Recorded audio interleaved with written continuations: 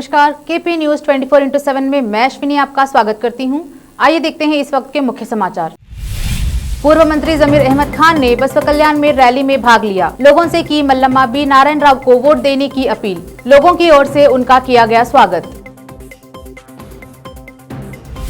अभिनेत्री चैत्रा कोट्टूरू ने अपने घर पर आत्महत्या करने की कोशिश। अस्पताल में कराया गया भर्ती।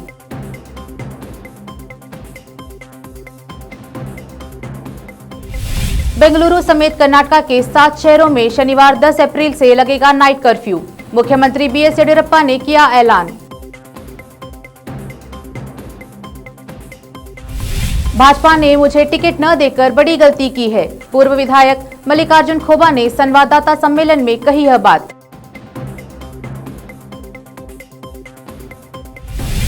धर्म परिवर्तन काले जादू के खिलाफ दाखिल याचिका पर सुप्रीम कोर्ट नाराज। याचिकाकर्ता ने याचिका वापस ले ली। अब समाचार विस्तार से। कर्नाटक के पूर्व मंत्री जमीर अहमद खान ने बसवा कल्याण की कांग्रेस उम्मीदवार मल्लम्मा बी नारायण राव के चुनाव प्रचार में सक्रिय है। उन्होंने इस शनिवार को चुनाव रैली में भाग लिया। बीदर के विधायक रहीम खान और कांग्रेस के दूसरे नेता उनके साथ थे। जमीर अहमद खान ने लोगों से मुलाकात की और मल्लम्मा बी नारायण राव को वोट देकर जिताने की अपील की। लोगों की ओर से जमीर अहमद खान का स्वागत किया गया। राज्य परिवहन निगम के कर्मचारियों की हड़ताल के चलते बस सेवाएं बंद है। वहीं निजी बसें बीजापुर के बस स्टैंड पर अपना बसेरा जमा रहे हैं। जहां राज्य की बसों की आवाजाही रहती थी, आज निजी ट्रेवल्स यात्रियों को बीजापुर केंद्रीय बस अड्डे से लोगों को लेने और छोड़ने पहुंच रहे हैं। इन निजी बसों के चालक और अन्य कर्मियों से पूछने पर सरकार से पूछने की बात कर रहे हैं।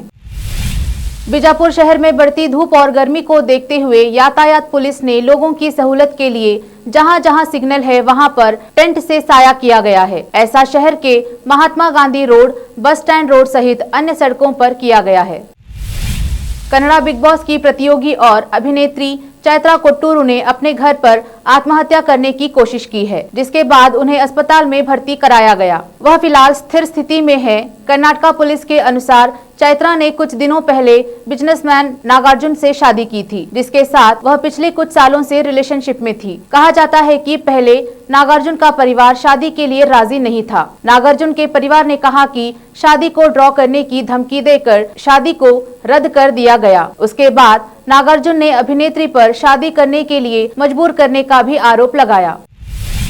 कर्नाटक की राजधानी बेंगलुरु समेत 7 शहरों में शनिवार 10 अप्रैल से नाइट कर्फ्यू लगेगा। कर्नाटक के मुख्यमंत्री बीएस येडियुरप्पा ने गुरुवार को इसका ऐलान किया। येडियुरप्पा ने कहा कि 10 से 20 अप्रैल तक रोज रात में 7 जिलों में रात 10 बजे से सुबह 5 बजे तक यह नाइट कर्फ्यू लागू रहेगा। बेंगलुरु के अलावा मैसूर, बेंगलुरु, कलबुर्गी, बीदर, तुमकुर, उडुपी, मणिपाल में यह पाबंदी लगाई गई है। हालांकि इस दौरान अत्यावश्यक सेवाएं पहले की तरह जारी रहेंगी। कर्नाटक सरकार ने टेस्टिंग, ट्रेसिंग और ट्रैकिंग पर ज्यादा जोर देने का भी फैसला किया है। Night corona curfew from 10 PM to 5 PM every day from 10th April to 20th April will be imposed in Bangalore city, Mysore city, Mangalore city, Kalburgi city, Bidar city, Tumkur city and Udupi, Manipal. Essential services will be allowed. Vaccination drive will be taken up from April 11th, Jyotibai Phule's birthday. Bhajpa के बागी नेता वह पूर्व विधायक मल्लिकार्जुन खोबा ने संवाददाता सम्मेलन में कहा कि भाजपा ने मुझे टिकट न देकर बड़ी गलती की है और मुझ पर जुल्म किया है। उन्होंने कहा कि बसवा कल्याण विधानसभा क्षेत्र से वोटर आईडी कार्ड गायब है और हजारों वोटर्स जाली है। बता दें कि मल्लिकार्जुन खोबा ने पिछले चुनाव में जनता दल छोड़कर भाजपा में शामिल हुए थे और उन्हें उम्मीद थी कि बसवा कल्याण उपचुनाव के लिए भाजपा से उन्हें टिकट मिलेगा, परंतु शन्नू सलगार को टिकट दिया गया। इससे नाराज होकर वह स्वतंत्र उम्मीदवार के तौर पर मुकाबला कर रहे हैं। अंजुमन तरक्की उर्दू शाखा गुलबर्गा के नवनिर्वाचित अधीक्षक फहीम पीरजादा और नवनिर्वाचित सचिव डॉक्टर अनीस सिद्दीकी ने गुरुवार की शाम अपने पदों की समीक्षा के बाद गुलबर्गा के वरिष्ठ पत्रकार, शायर व दैनिक इखान एक्सप्रेस के संपादक हामिद अकमल से मिले। इस अवसर पर जनाब हामिद अकमल ने उन दोनों का सम्मान किया।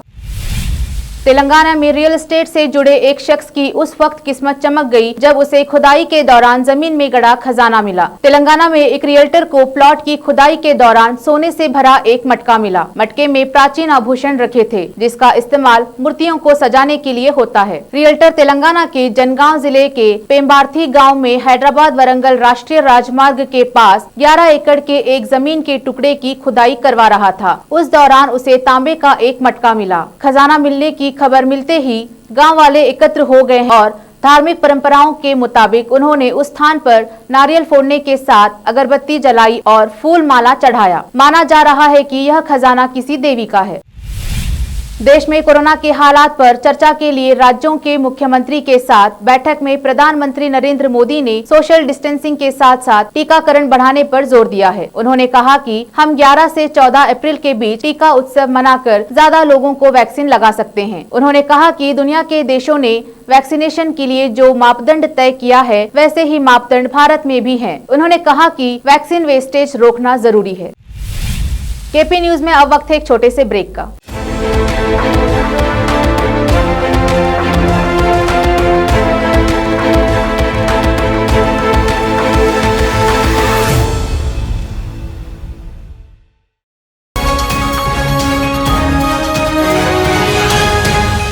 आपके अपने शहर, राज्य, देश और दुनिया भर में क्या कुछ हो रहा है जानने के लिए, देश प्रदेश की राजनीति से जुड़ी हर छोटी बड़ी खबर से बाखबर रहने के लिए और सुबह से लेकर रात तक आपके मनोरंजन के लिए, कानून से जुड़ी समस्याओं के उपाय जानने के लिए और हेल्थ से जुड़ी बातों को जानने के लिए देखते रहिए आपका अपना टीवी चैनल केपी न्यूज 24/7। देखिए देश और दुनिया भर की खबरें केपी न्यूज से। VK primary and high school English medium BA BCom B.Ed Bidar शहर में बच्चों की बेहतर शिक्षा का एकमात्र केंद्र, जहां विशाल कक्षाओं और सुखद वातावरण में शिक्षा प्रदान की जाती है। कंप्यूटर शिक्षा का उचित प्रबंध और मॉडर्न लेबोरेटरी की सुविधा के साथ साथ सांस्कृतिक गतिविधियों में भाग लेने का पूरा मौका दिया जाता है। एक्सपर्ट्स टीचर्स के माध्यम से शिक्षा की व्यवस्था सचिव दिलीप कुमार कमठानी की देखरेख में और वैजनाथ कमठानी की अध्यक्षता में चलाए जाने वाला और कई पुरस्कारों से सम्मानित शैक्षिक केंद्र VK primary and high school English medium BA BCom B.Ed Vidyanagar Bidar. Phone number 8550001972। Break के बाद फिर एक बार आपका स्वागत है। आइए देखते हैं आगे के समाचार। दिल्ली में कोरोना वायरस जोर पकड़ रहा है। गंगाराम अस्पताल के बाद कोरोना ने अब एम्स में प्रवेश किया है। सूत्रों के अनुसार दिल्ली एम्स में 35 डॉक्टरों ने कोरोना के लिए सकारात्मक परीक्षण किया है। कहा जाता है कि पिछले एक सप्ताह में सभी प्रभावित हुए हैं। इसमें जूनियर्स, सीनियर्स, विशेषज्ञ डॉक्टर शामिल है। कुछ डॉक्टरों को अस्पताल में भर्ती कराया गया है। कोरोना के लिए सकारात्मक परीक्षण करने वाले अधिकांश डॉक्टरों ने कोरोना की पहली या दूसरी खुराक ली थी। डॉक्टरों सहित 50 से अधिक चिकित्सा कर्मचारी भी प्रभावित होने की सूचना है। इससे पहले गंगाराम अस्पताल के 37 डॉक्टरों को कोरोना पॉजिटिव पाया गया था, जिनमें से 5 अस्पताल में भर्ती हैं। लखनऊ में इस्लामिक सेंटर ऑफ इंडिया के प्रमुख मौलाना खालिद रशीद फिरंगी महली ने कोरोना के बढ़ते मामलों को देखते हुए मुस्लिम समुदाय से अपील की है कि वे रमजान में ईशा की नमाज जल्द अदा करें और घर में अन्य नमाज अदा करें। इसके अलावा उन्होंने कहा कि बड़ी इफ्तार पार्टियों को आयोजित करने से बचें और एहतियात करें। बिस्मिल्लाहिर्रहमानिर्रहीम। इस साल रमजान मुबारक का चांद 12 अप्रैल को देखा जाएगा। अगर चांद हो जाता है तो पहला रोजा 13, वरना तो पहला रोजा 14 अप्रैल 2021 को होगा। आप हजरात से गुजारिश है कि जो कोविड-19 के केसेस बढ़ रहे हैं तो रमजान मुबारक में भी कोविड-19 के प्रोटोकॉल का पूरा पास और लिहाज रखा जाए। जाहिर सी बात है, रोजे फर्ज हैं, सभी को रोजे रखना लाजमी और जरूरी है। और उसी के साथ साथ जो कई शहरों में नाइट कर्फ्यू शुरू हो गया है, इस वजह से तरावी में इस बात का ख्याल रखना जरूरी है कि ईशा की नमाज अव्वल वक्त में करके फौरन ही तरावी की जमात शुरू कर दी जाए और किसी भी मस्जिद में 1.5 पारे से ज्यादा ना पढ़ा जाए, जिससे कि 9 बजे तक सब लोग अपने घरों में चले जाएं और एक वक्त में किसी भी मस्जिद में 100 से ज्यादा लोग जमा ना हों, और मस्जिदों में भी मास्क है, सैनिटाइजेशन है, सोशल डिस्टेंसिंग का पूरा ख्याल रखा जाए। और उसी तरीके से अफ्तार में भी कहीं पर भी एक वक्त में 100 से ज्यादा लोग जमा ना हों।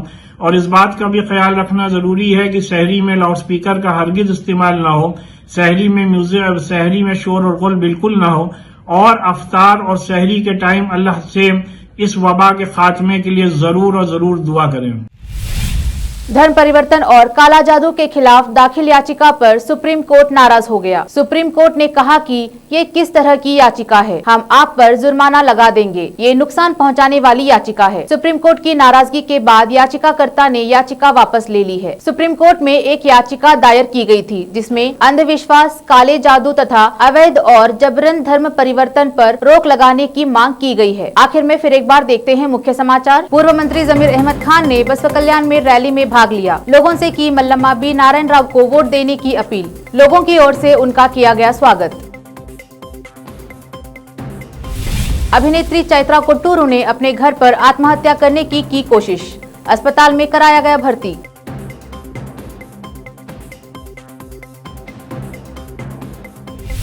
बेंगलुरु समेत कर्नाटक के 7 शहरों में शनिवार 10 अप्रैल से लगेगा नाइट कर्फ्यू। मुख्यमंत्री बीएस येडियुरप्पा ने किया ऐलान। भाजपा ने मुझे टिकट न देकर बड़ी गलती की है, पूर्व विधायक मल्लिकार्जुन खोबा ने संवाददाता सम्मेलन में कही यह बात।